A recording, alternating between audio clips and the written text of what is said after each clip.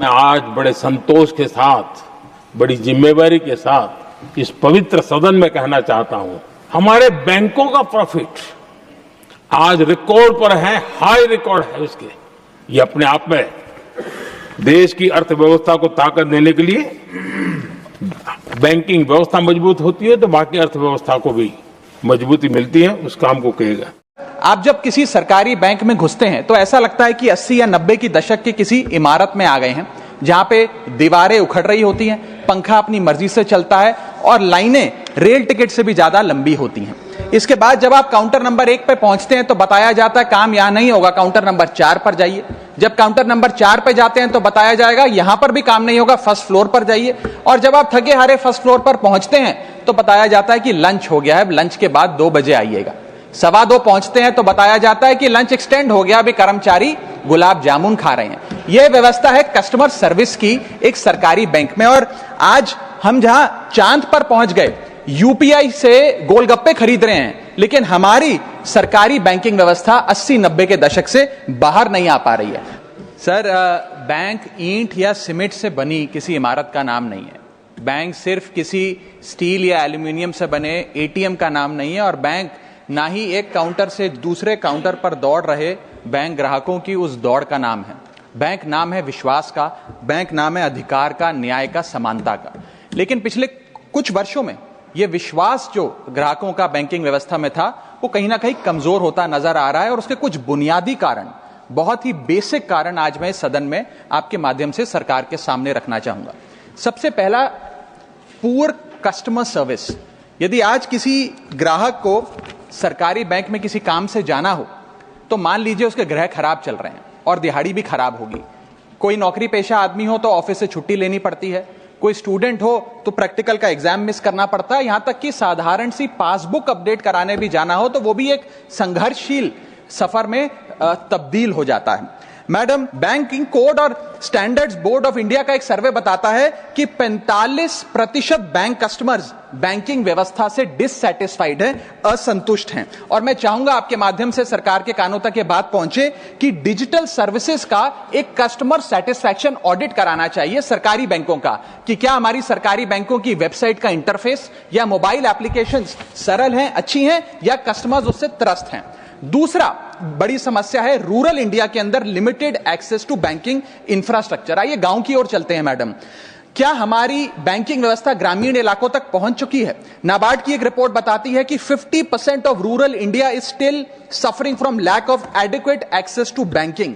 Financial inclusion index की, RBI की 2020 की रिपोर्ट बताती है कि ग्रामीण भारत में हर 100 में से मात्र 54 लोगों तक ही हमारी बैंकिंग व्यवस्था जैसे तैसे पहुंच पाई है। और 30% से ज्यादा रूरल हाउसहोल्ड आज भी ऐसे हैं जो पूरी तरीके से अनबैंक्ड हैं।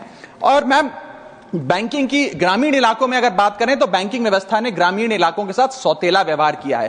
पहले तो बैंक की ब्रांच गांव के पास नहीं है। जब वो बूढ़ा आदमी भोला भटका बैंक की 5-10 किलोमीटर दूर ब्रांच तक पहुंचता है तो पता लगता है कि बिजली गुल है। बिजली आ जाती है तो पता लगता है सर्वर डाउन हो गया है। सर्वर भी चल जाता है तो पता लगता है आधार सीडिंग में दिक्कत है, फिंगरप्रिंट मिसमैच हो रहा है, या बैंक अकाउंट की मैपिंग ही नहीं हो पा रही है। डॉक्यूमेंटेशन से लेकर कॉम्प्लिकेटेड फॉर्म से लेकर लैंग्वेज के चैलेंजेस तक ग्रामीण इलाकों में लोगों को झेलने पड़ते हैं। और सबसे ज्यादा बैंकिंग फ्रॉड भी गांव के भोले भाले आदमी के साथ होता है। इसी के चलते हमारे गांव का आदमी प्राइवेट निजी साहूकार के पास जाकर लोन लेना बेहतर समझता है, ना कि किसी बैंक के पास जाकर।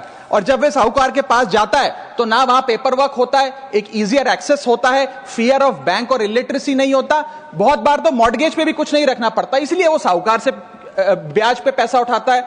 लेकिन साहूकार उसे मनमानी दाम पर वो ब्याज पर पैसा देता है। 60 से 80% सालाना का इंटरेस्ट रेट चार्ज करता है, जिंदगी भर के लिए उसकी गुलामी लिखवा लेता है और वो बेचारा गांव का भोला भाला आदमी डेट ट्रैप में फंस के रह जाता है। मेरी तीसरी बड़ी समस्या जो मैं आज आपके सामने रखना चाहूंगा वो है साइबर फ्रॉड और digital frauds in the banking sector. Cyber frauds वर्ष 2023 में 75,800 घटनाएं सामने आई जो कि कंप्लेंट्स दर्ज हुई। वर्ष 2024 आते आते 75,000 से बढ़कर यह आंकड़ा 2,92,000 हो गया, यानी कि 285% के बैंकिंग फ्रॉड्स की घटनाओं में इजाफा देखा गया। और 2100 करोड़ रुपए लोगों के इस बैंकिंग फ्रॉड के चलते जीरो हो गए, शून्य हो गए, उनका नुकसान हो गया। और सबसे ज्यादा कंप्लेंट्स इसमें यूपीआई रिलेटेड बैंकिंग फ्रॉड्स की आई हैं। मैडम, मैं आपको बताना चाहूंगा कि मनी थेफ्ट के साथ साथ उतना ही जरूरी है डेटा थेफ्ट। जब आप बैंक को पूरे विश्वास के साथ अपना डेटा देते हैं, अपना पैन देते हैं, अपना नाम, एड्रेस, डेट ऑफ बर्थ, तमाम चीजें देती हैं, क्या बैंक आपके डेटा को सुरक्षित रख पाता है? क्या बैंक वो जाने अनजाने में या डेटा चोरी के माध्यम से वो सारा हमारा डेटा मार्केटिंग कंपनियों के पास, क्रेडिट कार्ड कंपनियों के पास, लोन देने वाले, फ्लैट बेचने वाले लोगों तक नहीं पहुंचता? एक रिपोर्ट के मुताबिक 2019 में एसबीआई के 3 million customer account data leak हो गया और तमाम बैंकिंग हिस्ट्री लीक हो गई। 2021 में मोबीविक का 8.2 टीबी का केवाईसी डेटा ही लीक हो गया। 2021 में एक पेमेंट गेटवे जस्टपे का 100 मिलियन क्रेडिट कार्ड की पेमेंट डिटेल्स और रिकॉर्ड्स लीक हो गई। अब ये लीक है कि जाने अनजाने में डेटा शेयरिंग है, ये फैसला मैं आप तक छोड़ता हूं, लेकिन आपको इस डेटा लीक का भुगतान करना पड़ता है, आपको उसको भुगतना पड़ता है। और उसका सबसे छोटा सा उदाहरण है कि आए दिन आपको आपके बीवी, आपके माता पिता, आपके घर वाले फोन करके आपका हाल पूछे ना पूछे, मार्केटिंग कॉल्स वाले आपको रोज फोन करके कहेंगे कि आपका क्रेडिट कार्ड अप्रूव हो गया, आपका लोन अप्रूव हो गया, हमसे फ्लैट ले लीजिए, हमसे फलानी चीज ले लीजिए। इनके पास ये हमारा डेटा आता कहां से? एक बड़ा सवाल है। चौथी समस्या, हिडन चार्जेस और फीस। मैं चाहूंगा आपके माध्यम से ये नाना प्रकार के चार्जेस जो आज मैं सदन में लाया हूं, ये माननीय वित्त मंत्री जी तक पहुंचे, ताकि देश के आम आदमी की जो जेब बैंकिंग सिस्टम काट रहा है, ये उसे पता लगे, ग्राहक को भी और माननीय वित्त मंत्री जी को भी। पहला, मिनिमम बैलेंस पेनल्टी। यदि आप न्यूनतम बैलेंस नहीं रखते हैं तो 100 से 600 रुपए प्रति माह बैंक आपका काट लेता है।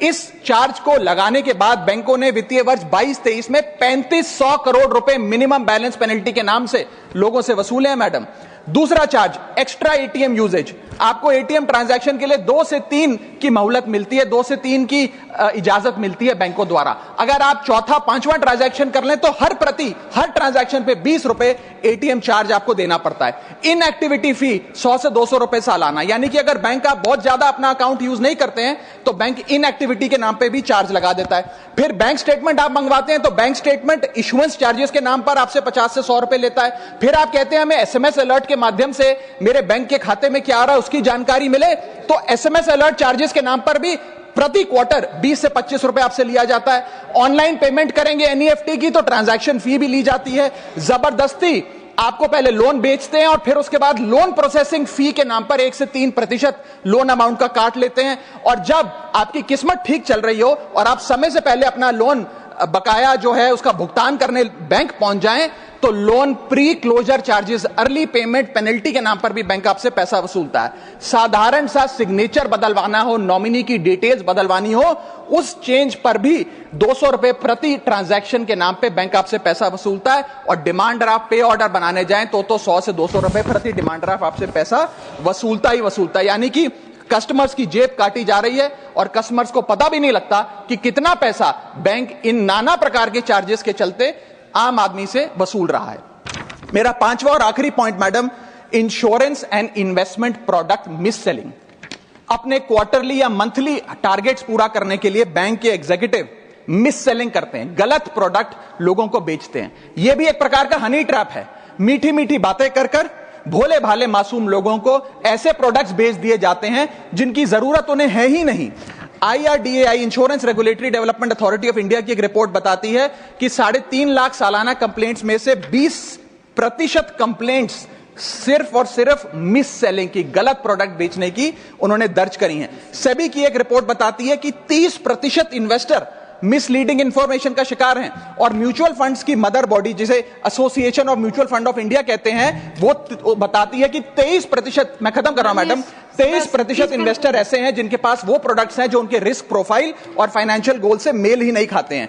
तो मैडम, मैं इन सारे जो समस्याएं बताई हैं उसके माध्यम से समाप्त कर रहा हूं। बस इतना ही कहना चाहूंगा कि ये बड़ी बुनियादी समस्याएं हैं जो आज इस देश का एक आम अकाउंट धारक, एक आम आदमी सफर कर रहा है। मैं चाहूंगा माननीय वित्त मंत्री जी इन बुनियादी सुविधाओं का, इन बुनियादी समस्याओं का समाधान दे। बहुत बहुत शुक्रिया।